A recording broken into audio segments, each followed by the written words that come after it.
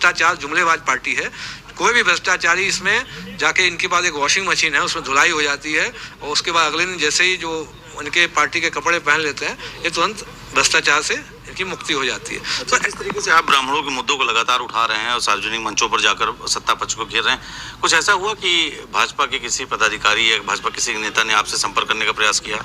नहीं, ये देखिए, कुछ चीज़ें ऐसी होती हैं, इनके ही जो अच्छे लोग हैं इस पार्टी में, वो हमेशा संपर्क में रहते हैं और उत्साहवर्धन करते हैं। उनकी हमेशा ये जो उनकी तरफ से हमेशा संदेश आते हैं कि कुछ कारणवश अभी नहीं छोड़ सकते हैं पार्टी, लेकिन आप आगे बढ़ते रहिए और हम लोग आपके साथ खड़े हुए हैं। मतलब बीजेपी में सेंध लगाने की तैयारी कर ली, अलंकारिक नहीं होता? नहीं, कई लोग हमारे यहाँ, इनके यहाँ के जो है पदाधिकारी जो है, वो कई लोग जो है पार्टी छोड़ के आ भी चुके हैं।